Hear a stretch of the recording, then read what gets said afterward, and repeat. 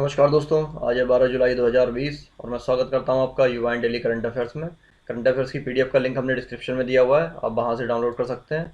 और साथ ही साथ आपको क्या करना है कि पूरा वीडियो देखते हुए चलना है, क्योंकि आज के जो क्वेश्चन हैं वो काफ़ी इंपॉर्टेंट होने वाले हैं और हमने डिटेल में डिस्कस किए हुए हैं। अगर आप पीसीएस की तैयारी कर रहे हैं या फिर सीएससी की तैयारी कर रहे हैं तो आपके लिए बहुत ज़्यादा इंपॉर्टेंट होने वाला है आज का करंट अफेयर्स। चलिए बढ़ते हैं, शुरू करते हैं अपना पहला क्वेश्चन जो है, हाल ही में कौन से देश ने भारतीय न्यूज़ चैनलों के प्रसारण पर रोक लगा दी है? ऑप्शन देख लेते हैं। ए है मलेशिया, बी है पाकिस्तान, सी है ईरान और डी है नेपाल। उसका सही उत्तर आप जानते ही हैं, जो है नेपाल।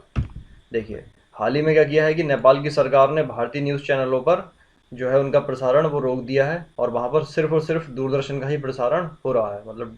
और और नेपाल का जो है चीन के प्रति आकर्षण ही इसका क्या है, मुख्य कारण है। और इसके अलावा हाल ही में भारत और नेपाल के बीच कुछ क्षेत्रों में सीमा विवाद भी हुआ है।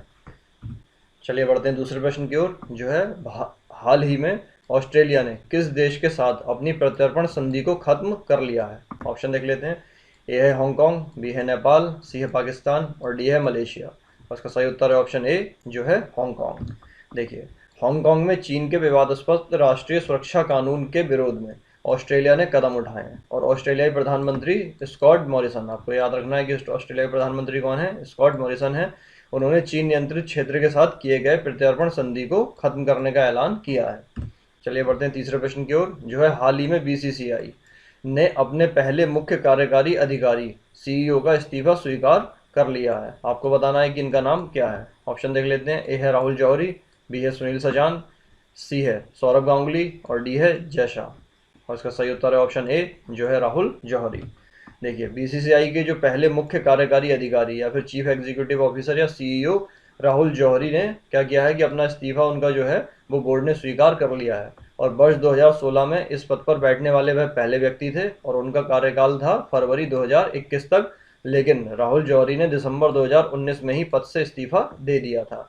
लेकिन उस समय क्या है कि बीसीसीआई का जो बोर्ड है उन्होंने इनका इस्तीफा जो है वो स्वीकार नहीं किया था, लेकिन अब उसको स्वीकार कर लिया गया है। और बीसीसीआई के जो वर्तमान अध्यक्ष हैं वो हैं सौरभ गांगुली, जबकि सचिव हैं जय शाह। चलिए बढ़ते हैं चौथे प्रश्न की ओर, जो है हाल ही में ई कॉमर्स कंपनियों के द्वारा उपभोक्ताओं के साथ की जा रही नाइंसाफी के कारण उपभोक्ता मामले के मंत्रालय ने इसकी निगरानी के लिए एक नोडल अधिकारी की नियुक्ति का फैसला किया है। और कानूनी प्रावधानों की अवहेलना करने वाली कंपनियों को पहली बार कानून का उल्लंघन करने पर कितने रुपए के जुर्माने का प्रावधान किया गया है? ऑप्शन देख लेते हैं। ए है 20,000, बी है 25,000, सी है 50,000 और डी है 1,00,000। उसका सही उत्तर है ऑप्शन बी, जो है 25,000। देखिए, पहली बार उल्लंघन करने पर लगेगा 25,000 का जुर्माना और दूसरी बार पर लगेगा 50,000 का और तीसरी बार पर लगेगा 1,00,000 रुपए का जुर्माना और 1 साल की जेल का प्रावधान है। चलिए बढ़ते हैं पांचवें प्रश्न की ओर, जो है हाल ही में रिलायंस इंडस्ट्रीज लिमिटेड ने किस कंपनी के साथ करार करके ईंधन रिटेलिंग कारोबार जियो बीपी के नाम से चलाने की घोषणा की है? ऑप्शन देख लेते हैं। ए है HPCL, बी है IOCL, सी है BP PLC और डी है BPCL। और इसका सही उत्तर है ऑप्शन सी, जो है BPPLC। देखिए, दुनिया की दिग्गज एनर्जी कंपनी जिसका नाम है BPPLC और देश की सबसे मूल्यवान कंपनी जो है रिलायंस इंडस्ट्रीज लिमिटेड ने क्या किया है कि ईंधन रिटेलिंग कारोबार जियो बीपी, अभी तक जो रिलायंस के पेट्रोल पंप थे वो अब जियो बीपी के नाम से चलेंगे, चलाने की घोषणा की है। और BPPLC ने पिछले वर्ष रिलायंस इंडस्ट्रीज लिमिटेड के ईंधन रिटेल कारोबार में 49% हिस्सेदारी खरीदने की घोषणा की थी और यह हिस्सेदारी $100 करोड़ में खरीदी गई थी। और रिलायंस के पास उस वक्त कितने थे, 1400 पेट्रोल पंप थे और 31 विमान ईंधन के स्टेशन थे।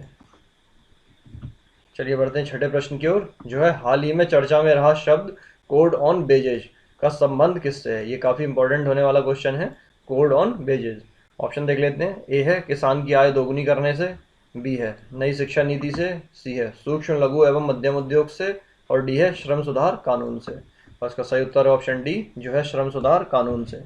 देखिए, केंद्र सरकार जिस महत्वाकांक्षी श्रम सुधार कानून को लागू करना चाहती है उसके बेहद महत्वपूर्ण हिस्से जिसका नाम है कोड ऑन बेजेस 2019 का क्रियान्वयन इस वर्ष सितंबर से शुरू होने की उम्मीद है। और यह वेतन कोड सभी कामगारों के लिए न्यूनतम वेतन निर्धारण समेत वेतन भुगतान में देरी जैसी दिक्कतों को खत्म कर देगा। और इस बिल को लोकसभा में 30 जुलाई 2019 को तथा राज्यसभा में 2 अगस्त 2019 को पारित किया गया था। देखिए, देख लेते हैं कि कोड ऑन वेजेस में है क्या क्या।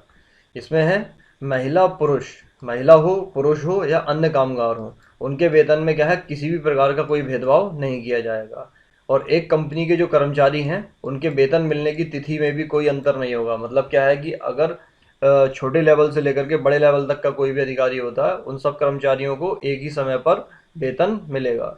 और कर्मचारी रोजाना 8 घंटे ही काम करेंगे और काम के घंटों में कोई बढ़ोतरी नहीं होगी। और न्यूनतम वेतन निर्धारण एक केंद्रीय सलाहकार बोर्ड करेगा। चलिए बढ़ते हैं 7वें प्रश्न की ओर, जो है 10 जुलाई को भारतीय प्रधानमंत्री नरेंद्र मोदी ने मध्य प्रदेश के कौन से जिले में अल्ट्रा मेगा सोलर परियोजना का वीडियो कॉन्फ्रेंसिंग के माध्यम से राष्ट्र को समर्पित किया है। ऑप्शन देख लेते हैं। ए है सतना, बी है रीवा, सी है जबलपुर और डी है भोपाल। और इसका सही उत्तर है ऑप्शन बी, जो है रीवा। देखिए, 10 जुलाई 2020 को प्रधानमंत्री नरेंद्र मोदी ने रीवा अल्ट्रा मेगा सोलर परियोजना को वीडियो कॉन्फ्रेंसिंग के माध्यम से राष्ट्र को समर्पित किया है। और 750 मेगावाट की, आपको ये याद रखना है कि कितने मेगावाट की ये परियोजना है, क्योंकि इससे क्वेश्चन बन सकते हैं।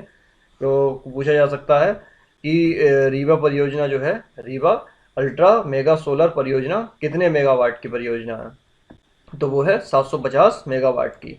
और इस क्या है, परियोजना में पूर्ण क्षमता के साथ सौर ऊर्जा का उत्पादन प्रारंभ हो चुका है। और इस परियोजना के अंतर्गत 250 मेगावाट के कितने हैं, 3 सौर उत्पादन इकाइयां स्थापित की गई हैं।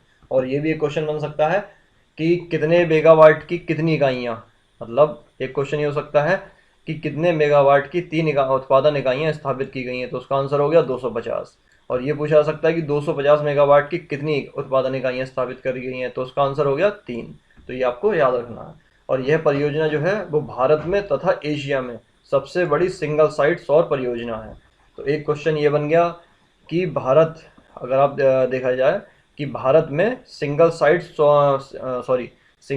सौर परियोजना कौन सी है सबसे बड़ी, तो वो हो गई अपनी रीवा अल्ट्रा मेगा सोलर परियोजना। फिर दूसरा क्वेश्चन ये बन सकता है कि एशिया में सबसे बड़ी सिंगल साइट सौर परियोजना कौन सी है, तो उसका आंसर भी हो गया रीवा अल्ट्रा मेगा सोलर। तो मतलब इस एक पेज से आपको देखने को मिल गया होगा कि 5 से 6 क्वेश्चन बन सकते हैं।